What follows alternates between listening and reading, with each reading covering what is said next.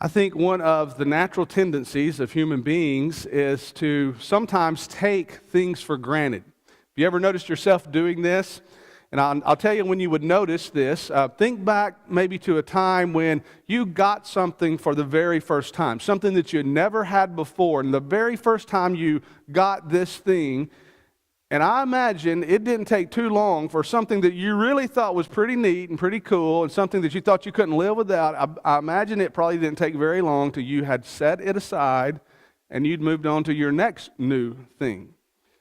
This happened with me when I was growing up a couple of times. I remember when, I guess it was the late 1970s. This was a long time before the gaming systems really started to hit. But I had, for the very first time, I got one of those handheld football games. Mattel made those. And just a bunch of blinking lights, kind of. Some of you that from that era, you might remember that. But I remember that was just the neatest thing in the world. I could play football on this little handheld thing. And I did it for a long time. And you know what? I got tired of it, and I set it aside.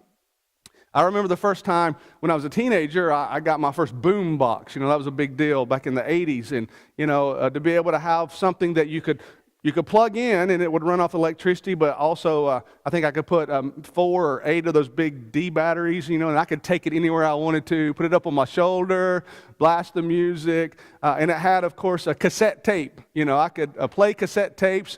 I could record off of the radio, my favorite song. You know, if I just waited for my favorite song to come on, I could hit the record button, and I could play my favorite song all that I wanted to.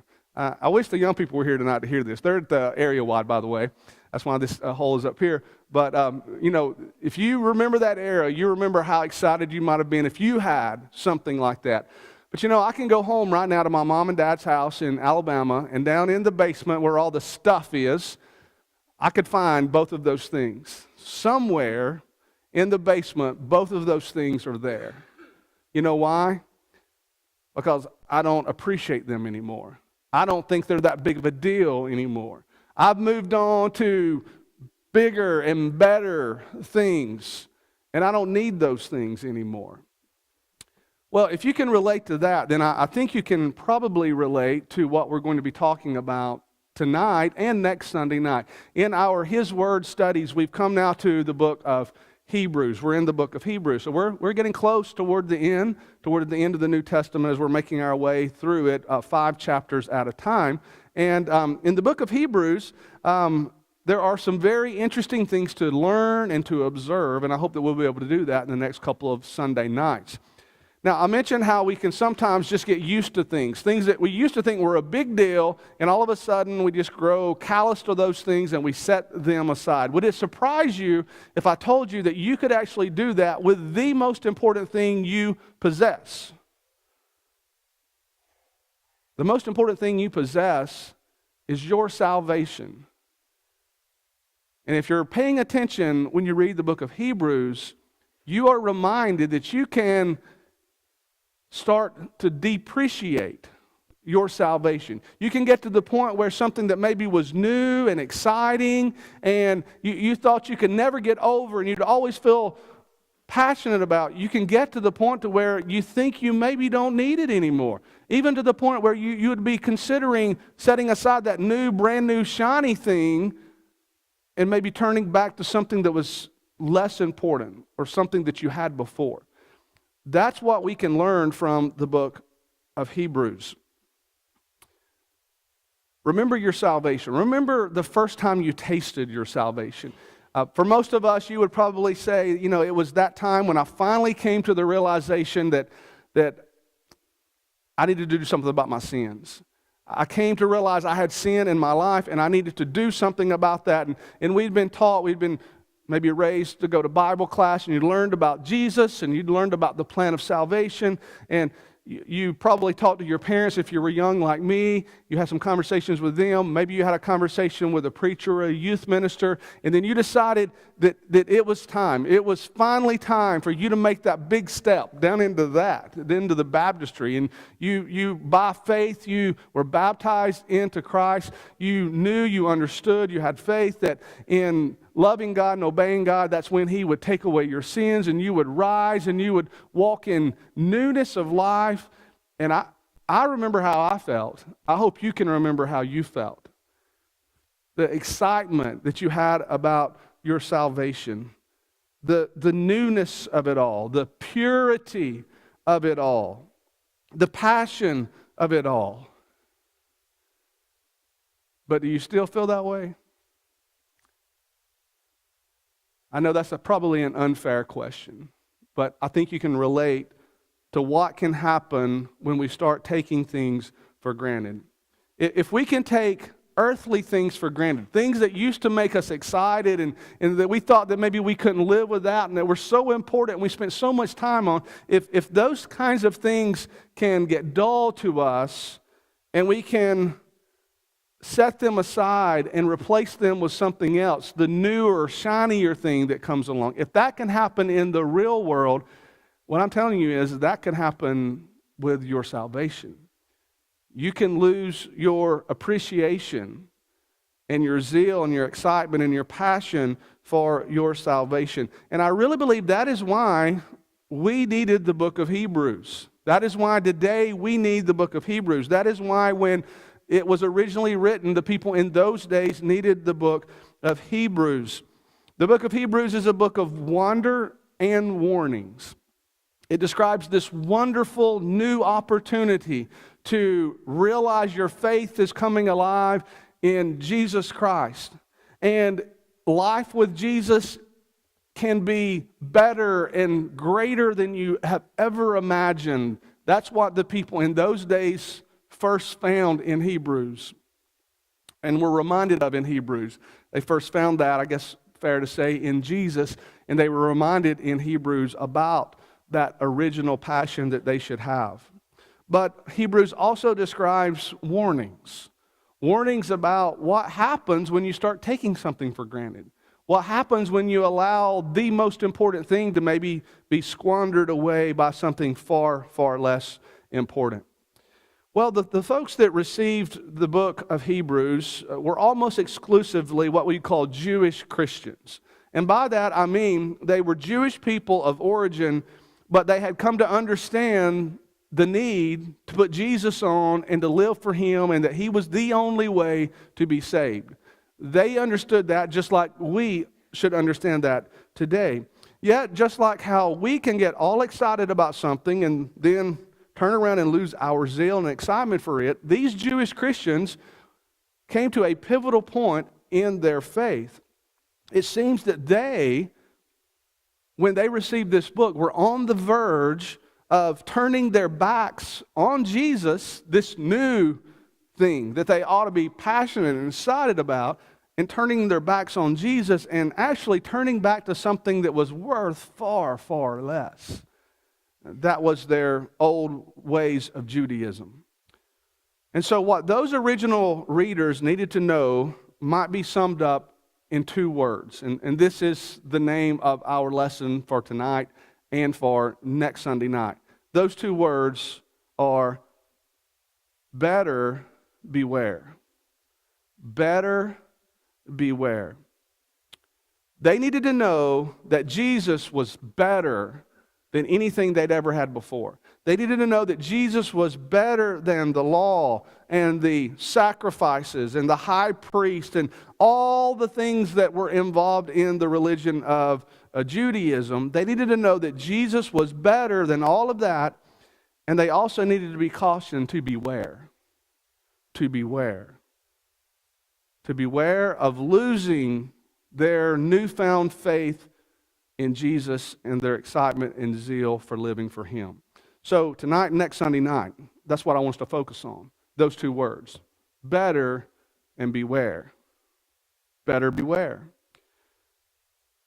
And so if they could lose their appreciation, their zeal, their excitement for the Lord, and if that is why when they were being written to, if that is the main purpose they were being written to about, then I would submit to you that same thing could apply to us today. You may not be a converted Jew, and you might not be on the verge of thinking about turning back to Judaism, but I know what you have done. You have turned your back on something that was less important than Jesus when you came to Him. Because that's what coming to Jesus means. It means that you've turned your back on something that used to matter to you a lot, and you've found something that matters a lot more.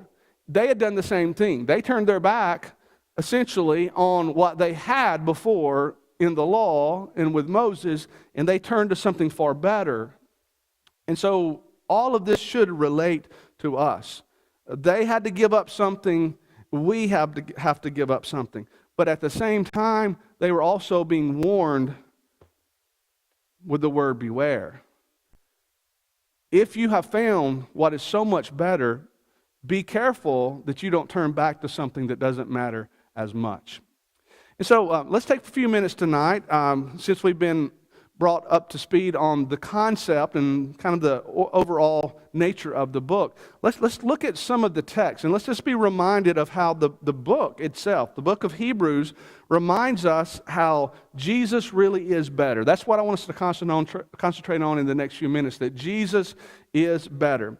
It's been said that the book of Hebrews starts off like an essay, turns to a sermon, and then ends like a letter. And I can definitely see that type of flow in the book of Hebrews. Maybe you can as well. But the sermon portion of the book of Hebrews, if there's any points at all to be understood, there's one point to be understood, and that is the point that Jesus is better. That is the theme of Hebrews. The word better is mentioned 13 times, and it's safe to say that that is the main point that you need to get, that I need to get when I read this book. And there are basically 5 examples of how Jesus is better that the writer of this book gives to us. And by the way, this is, I think, a pretty good outline of the book of Hebrews.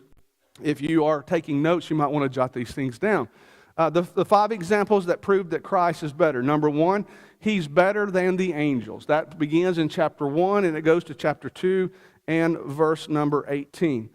If you want to take the time to go and read some extra verses that kind of, instead of reading all those verses, you might could read chapter 1 and verse 5, maybe chapter 1 and verse 13. And I think they illustrate how that Jesus is better than the angels. The second thing, He's better than Moses. Jesus is better than angels, and He's better than Moses. That's chapter 3, verse 1 through chapter 4, verse number 13. And again, if you wanted to zero in on just maybe 3 or 4 verses that you might want to read, look at chapters 3 through 6. Those, chapter 3, verses 3 through 6, those verses really explain in detail how He is better than Moses. The third thing, He's better than the high priest. That's chapter 4, verse 14, all the way through chapter 7 and verse 28. And one of the passages that we're so familiar with in the book of Hebrews that we remember is verse number 14 of chapter 4. Seeing then that we have a great high priest who has passed through the heavens, Jesus, the Son of God, let us hold fast our confession. For we do not have a high priest who cannot sympathize with our weaknesses, but was in all points tempted as we are, yet without sin. Let us therefore boldly come to the throne of grace that we may obtain mercy and find help in time of need. And so Jesus is better than the high priest. He became our high priest, the perfect high priest. Number 4, He is also better than the old covenant. This is chapter 8 through chapter 9, verse 28. A couple of verses to look at that really drive home that point would be chapter 8, verses 6 and 7. Number 5, He is also better than the Old Testament sacrifices that were offered under that system. That'd be chapter 10. Chapter 10 is one of the great chapters in the book of Hebrews. Look at chapter 10 and verse 4. It says, For it is not possible that the blood of bulls and goats could take away sins. If you don't need to know anything else about this, it's that. And that is, this point illustrates that Jesus was so much better than all of those Old Testament sacrifices that could not take away sin, yet He could. Also, chapter 10, verse 12 and chapter 10, verse 14 really illustrates that. And then number 6, He is also better than the salvation of the Old Testament. And that begins chapter 11. It goes through the end of the book. Look at the end of chapter 11. You know chapter 11 is about those great heroes of faith, but notice what it says about them as this chapter ends in verses 39 and 40. It says, and all these people, in other words, these heroes of faith, all these, having obtained a good testimony through faith, did not receive the promise.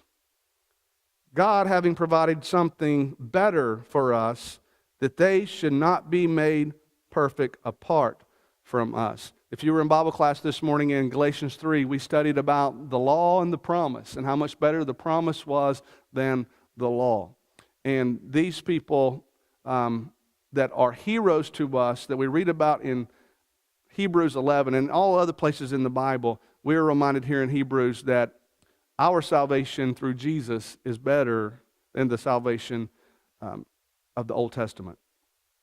And so, you might say in summary, it's not that the treasures of the Jewish faith were in and of themselves detrimental or bad. It's just they simply were insufficient. It's just like that new, brand new, better thing that you get. It's not that the thing that you had before was bad. It's just that it's just not as good. It's not as sufficient. It doesn't do the job as well as the new and improved thing. And that's what Jesus is to us. He is the new and the improved. He is the better thing, and that is the point. The blood of bulls and goats could not take away sin. Jesus' blood atoned for sin once and for all. The old covenant was written on tablets of stone, the new is written on the heart. The high priest entered the earthly place of worship to intercede for the people once a year. Jesus went into that place up into heaven once and for all with his own blood. On and on we could go describing how much better Jesus is. But now, what does that mean to us tonight? Let's just take a moment and make an application here. You see, you could, if you wanted to, you could learn all 6 of those things that I said a moment ago.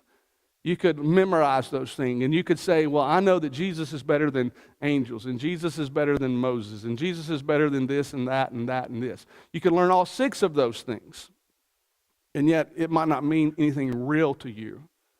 What I want to remind you tonight is that Jesus is better to you than anything else. Jesus is better than anything else. Make no mistake about it, 2,000 years later, we share in our spiritual ancestors' propensity to miss out on the greater while clutching to the lesser. That can happen. We can be guilty of that. Modern America entices us with the temporal blessings as if they are superior to the spiritual blessings that we can have in Jesus. And these lesser things can cause us to turn away from the greater thing, the very best thing, and that is that Jesus is better. How is that possible? Well, let me give you 2 or 3 examples. Christ, for instance, is so much better than what most people think matters the most, and that is money and material wealth. Money can seem to provide so many things to us that we really love and appreciate and feel like we need. Vacations, security for retirement, peace, but it's the love of money, as you know, the Bible calls the root of all evil. And we can love money so much that when we love it, nothing else really matters to us. One can be very, very wealthy, have all the money in the world, and they can be a miserable wreck because they don't have God. And so I would remind you that Jesus is better than that.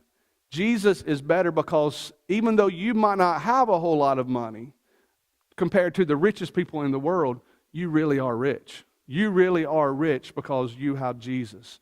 Christ is better than that. Christ is better than the pleasures that you might find here on earth. If we listen to what modern culture is telling us, and especially telling our young people, and I wish they were here to hear this point, what culture tells us is that the way you have freedom and the way you find pleasure is you give in to your desires.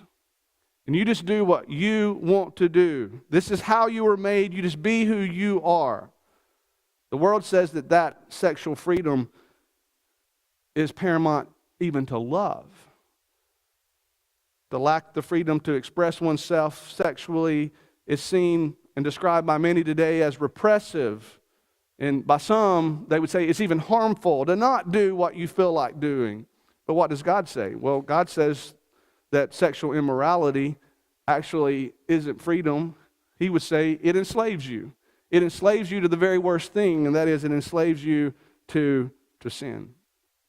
But Jesus breaks the chains of the guilt and that type of lifestyle by saying you can actually experience love in another kind of relationship, in a higher relationship. You can actually experience the best kind of love with me, your Savior.